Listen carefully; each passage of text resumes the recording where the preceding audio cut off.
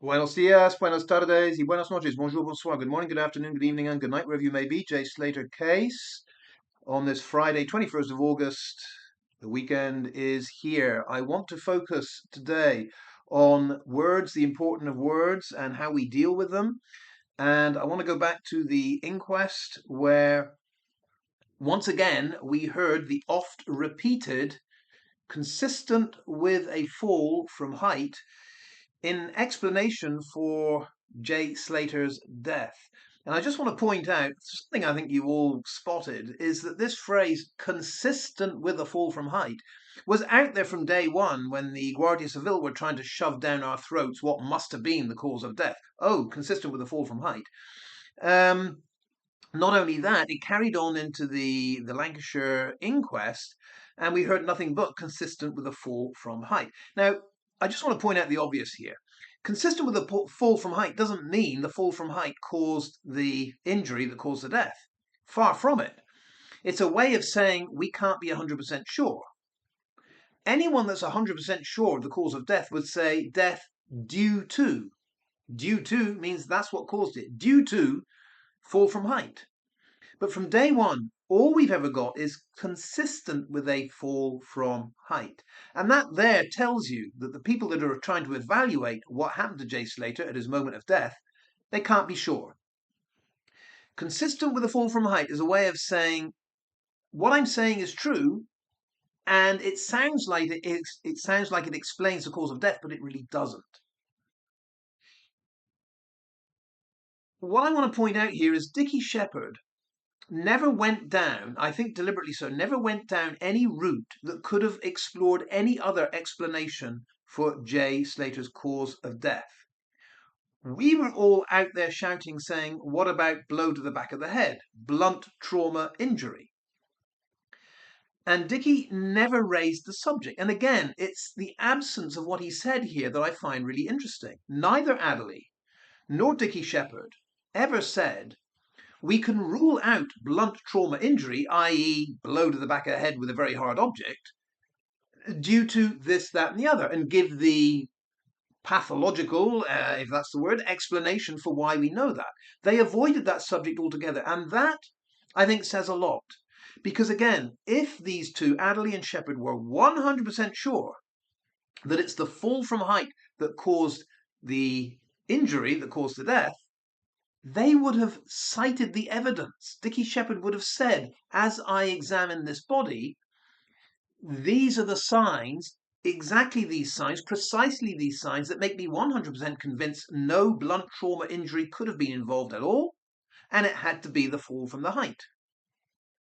The fact that neither of them went down that route tells me they didn't want to touch it.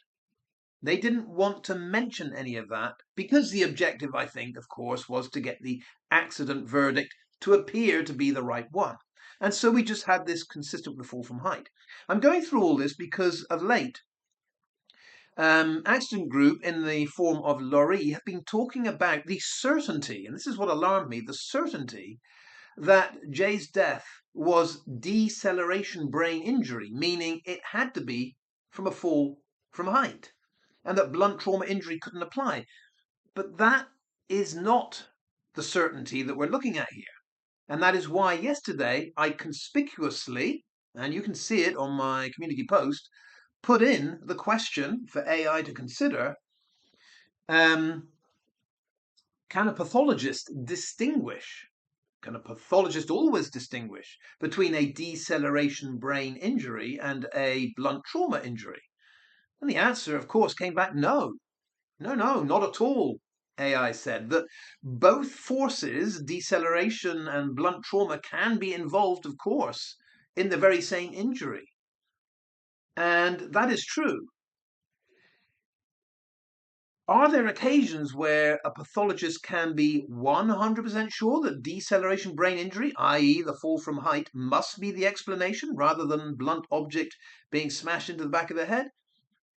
I would imagine there are occasions where that could be ascertained, but I would imagine that it's when the bodily remains are relatively fresh and all of that, I don't know, chemical evidence in the body, the ripped neurons or the tissue, whatever the pathologist looks for, it's clear that it's one of those, deceleration brain injury or blunt trauma injury, that is the explanation.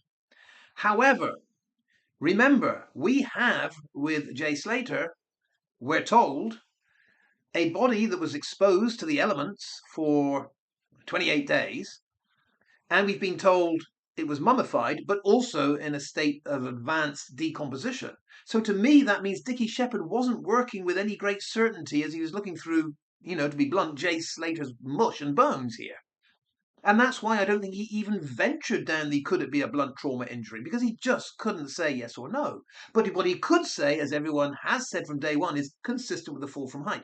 But statement of the obvious, many things are consistent with the fall from height, and they've got nothing to do with the fall from height.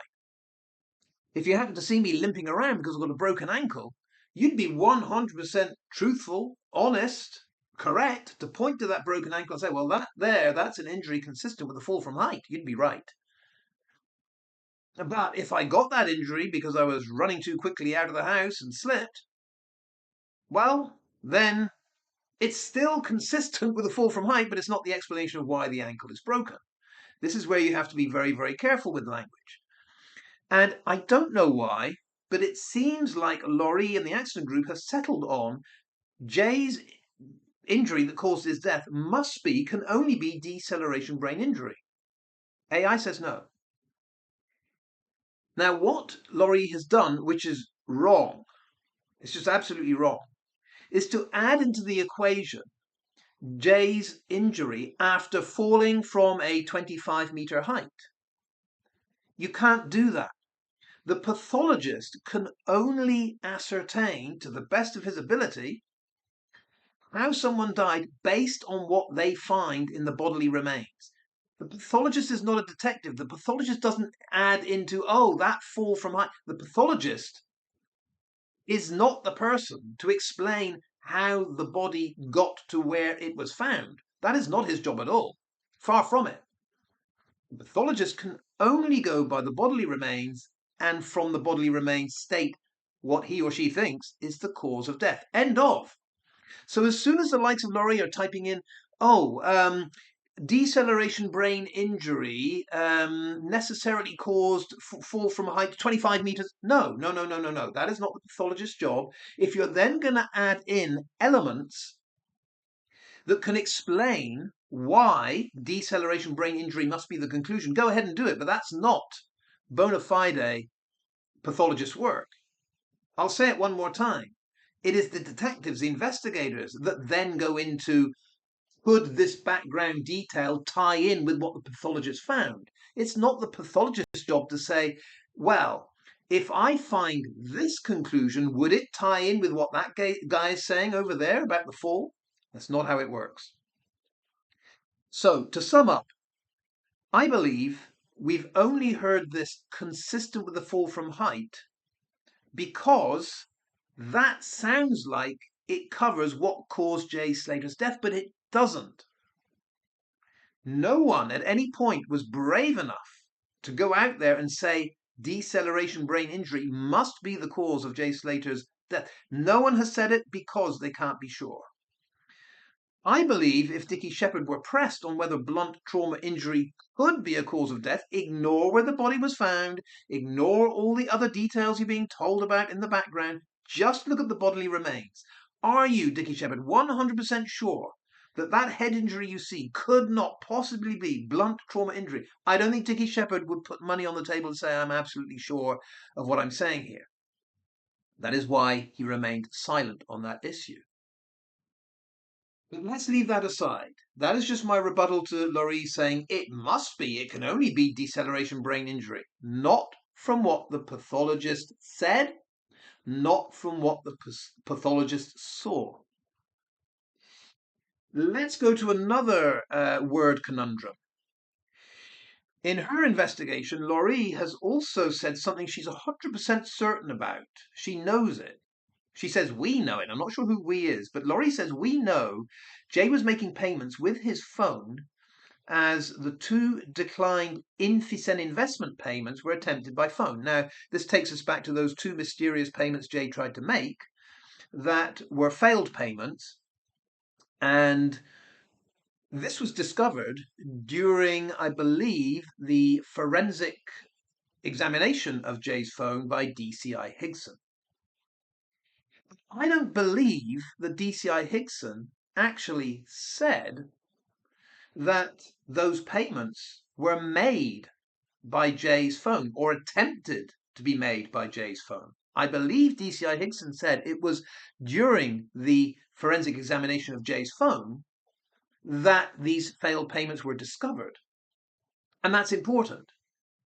Just to give you a simple example, even on my most very basic of phones right there, I would get notification through from my bank if failed payment by card had happened. And so a forensic examination of that phone would show you that a failed payment had occurred. It wouldn't mean that the failed payment had happened because I tried to use that phone to make a phone payment. Obviously, that phone can't make any payments. It's not a smartphone. But still, a forensic examination of that phone would show whether a payment I had tried to make went through or not. Well, it would make the forensics would show that a message from the bank, text from the bank told me failed payment. So again, when Lorree says we know Jay was making payments with his phone, how do we know that? Jay might have been making payments from his phone. I don't know. All I can go on is what I remember DCI Higson saying, that the forensic examination of Jay's phone indicated he'd had failed payments. But I am confused. I am a bit bemused that Lorree's so confident that she knows Jay made those payments with his phone. Like I say, he might have done, but I would never ever assume that from what DCI Higson said, unless I missed something. And DCI Higson said it is a failed payment made by the phone Jay was using. I'm still in doubt, and I go back to Brandon saying, "Get 2 ton out for me." I would imagine if Brad was walking around with a bank card, I would imagine they all walk around with a bank card. I would imagine going to Tenerife that no one on this earth would go with just a phone and rely on that phone for being able to make every single payment they needed to make. It doesn't make any sense to me. If Debbie Duncan is wise enough to say to Jay, make sure you take your aloe vera gel, I think Debbie Duncan is wise enough to say, make sure you got cash, make sure you got your card, use your phone to make payments when you want. I just can't imagine Jay walking around with just his phone making payments and nothing, no other means. And so I think when Brandon said, get that 2 ton out for me, he knew that Jay had a card and that card could make cash withdrawals, is what I think is the situation. Let's turn very quickly to what Lorree said about good old gobshite in Glasgow. Lorree, talking about gobshite, said sometimes it is easier to just put your feelings somewhere random. We're going now to the repeated ad nauseum posts that Gobshite puts on her channel talking about her mother's death, which happened quite a few years ago, I think.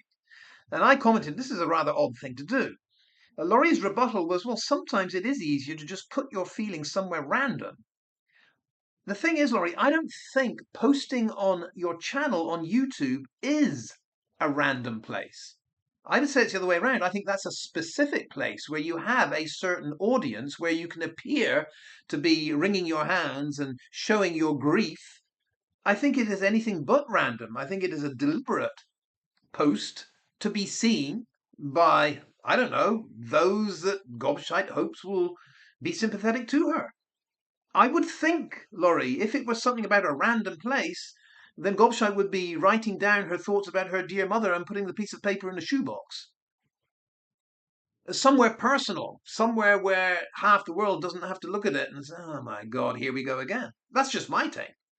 But yeah, it's not random. Not when you're posting, not when you're posting to the whole world. That's not random. Also seems that Lorree is a qualified doctor, medic, as she seems to have diagnosed me with having NPD. who knew? Who knew that Lorraine Reeves, who went to Portsmouth Polytechnic, got PhD, became Doctor of Medicine. Yeah, who'd have guessed that the Doctor of Medicine, Lorraine Reeves from Tilbury, was able to diagnose a condition like NPD, which I think is, what is it? Narcissism personality disorder. See, I am so unfamiliar with it, I don't even know what it is. But not Dr. Reeves. Dr. Reeves says Duncan very obviously has NPD. With all due respect, Dr. Reeves, I would like a second and a third and a fourth opinion from someone who I believe is more qualified from you, if that's okay. Yeah, be careful of the word obviously. Yeah, when people tend to use the word obviously, it's usually not so bloody obvious, but there we go. Number 4, in my list of things to gripe about here, Lorree says Duncan and Mark Smith doxed Jane and labelled her an anti-Semite. No, not true.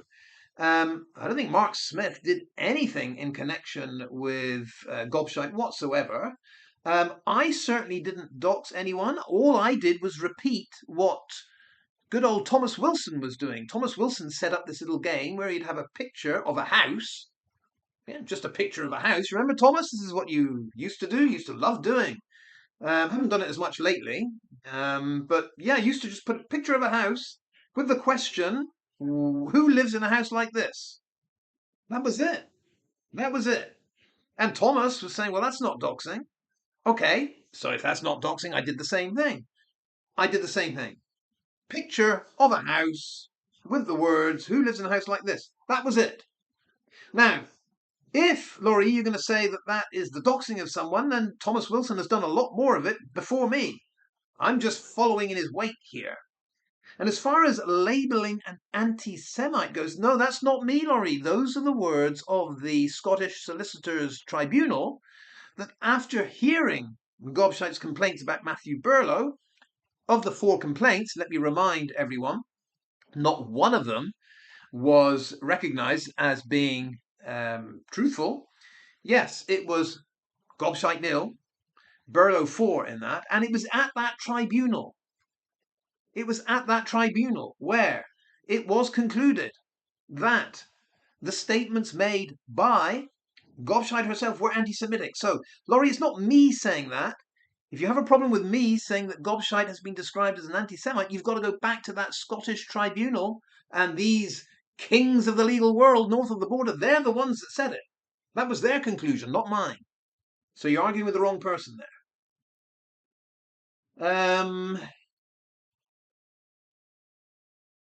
Also, Lorree talking about Gobshite. She says, what can most definitely be construed as a racist post? Now, this is going back, of course, to Gobshite and the monkey picture directly targeting Jan. Yeah, so here we have Lorree saying it's racist. What can most definitely be construed as a racist post? So, Lorree's on board with us. It's a racist post. Yeah. Where is her outrage? There is none. There is none, simply because Lorree has concluded that Gobshite's racist post was not intentional. Was not intentional. Wow, not intentional. So here we have someone apparently that is a doctor. Yeah, Dr. Elliot, dentist. Yeah, Dr. Elliot. Legally qualified, God knows how many, qualifications this illustrious Glaswegian has, or whatever her fantastic education was, and yet this very same luminary from north of the border is so ignorant, Lorree is saying, is so ignorant, she had no idea that when you post a picture of an ape, yeah, right next to the picture of a black person, that is racism. She had no idea about that. Lorree's saying that this anti-racist has been on anti-racist marches half her bloody life, is so ignorant of what racism actually looks like, that when she posts an obviously racial trope to, I don't know, 98% of the world, this very educated Glaswegian doesn't get it and just says, well, I never knew that could be racist. Well. So Lorree says, yeah, it's fine. It's fine. I mean, it was racist, but unintentional. So we have to give Gobshite a pass. I don't think so, Lorree. I think it was intentional. And I think it was definitely the case that Gobshite knew what she was doing the second she pressed post. My opinion. And then we move on to Gobshite's fears. What fears does Gobshite have? Lorree says Duncan thinks her post about fears for her safety are strange. I do, Lorree. I think it is very, very strange that Gobshite would post anything about her fears. I do. Lorree goes on. No, they are inevitable and real. Real. Lorree goes on that certain language made a woman feel unsafe in her own home. That Gobshite feels unsafe in her own home. Really, is what do you think, Lorree? Okay, let me present some evidence, Lorree, that would contradict that. I don't think Gobshite feels unsafe in her own home at all. I mean, maybe she should, knowing what the crime rate in Glasgow is these days, but I don't think she does. You've got to consider, Lorree, that it is Gobshite that told me that she would meet me at Glasgow airport quite happily and quite willingly and drive me into Glasgow. So if this is a woman made to feel unsafe in her own home, it can't be me that is doing that, can it? Because she offered to meet me at Glasgow airport and drive me into Glasgow. Those two things don't go together, in my book, unless she's lying about one or the other. You've also got to understand, Lorree, that when you are fearful of someone, you don't continually have engagement with them and counter them and call them names and call them racist, misogynist, bully, bigot, and all the rest of it. If you're actually afraid of someone, you back off, you give them space. And this is what the police would have told Gobshite. Number one, if you're in any fear of this person, disengage. Yeah? By continuing your engagement with them, your fear isn't going to subside. You need to break off that contact. That has never happened. So to me, someone that claims to be fearful, yeah, living in their home in fear, but continuing to be very aggressively hostile online, doesn't go together either. And keep in mind, Lorree, there has never once been any email from Gobshite, anyone in her family, no one connected with her, to ask me to amend any kind of behaviour at all. It's never happened. And legally speaking, nothing from the police and nothing from her solicitor. Nothing from Gobshite's solicitor to me to say cease and desist. That should tell you, Lorree, that this woman isn't living in fear, at least to me. Otherwise, we'd have heard. And then we have this bizarre behaviour where Gobshite will tell you exactly when she's at home and when she's not at home. That is never a good idea. Never, ever broadcast to the world that I'm working today. Yeah, so I will be out all day. And tomorrow I have a training course tomorrow. I'll be out from the early morning. All day I'll be out of my home. Oh, but after that I'll be at home. I'll be well and truly at home. People that have a fear of someone else don't go broadcasting their location and their whereabouts. It's the other way round. They keep that to themselves. And everyone should do so.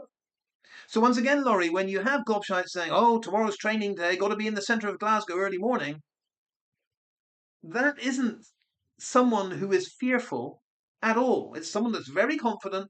They're happy to tell the world where they are, what time, on what day. That is the opposite of someone in fear. But what do I know? Lorree, you are the medical expert. You are the one that knows everything, it seems. So, yeah, maybe I should listen to your version sometimes. And then finally, let's wrap up the whole Catholic debate. Lorree says, look at Duncan, the non-Catholic, arguing with Bea about ascension and assumption. It seems to me from what Lorree says there that only Catholics have a say in what is ascension and what is assumption. Unless you're a Catholic, you're not qualified to say anything about this. Well, where does that leave us? Is AI a Catholic or a non-Catholic? Because when you punch into Google and AI answers, and it says ascension is to do with Christ going up to heaven, celebrated in May. Assumption is the Virgin Mary. Her soul is brought up to heaven. Assumption, not ascension. That happens in August. AI, I don't believe, is Catholic. So what do we do here, Lorree? Do we believe Bea, who is obviously wrong, but Catholic? Or do we believe Duncan and AI, who are both always right? Which one do you go with?